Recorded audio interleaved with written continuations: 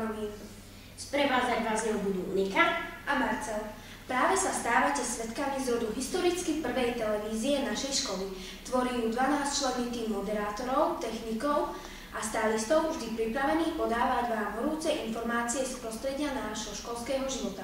behom prvého mesiaca existencie sme museli vyriešiť viacero úloh. Tie najdôležitejšie pozostávali vo vymyslení zvučky, loga a napokon aj samotného mena televízie. Jednohlasne sme sa zhodli na pomenovaní Jozef Urban, Jenisejska, v skratke JUJ TV.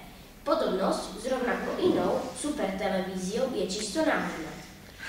Zvučku nám vymyslela a skomponovala pani učiteľka Katka. O logo ste sa postarali vy v úlohe na mesiac február. Jej výsledky sa dozviete v závere našej relácie.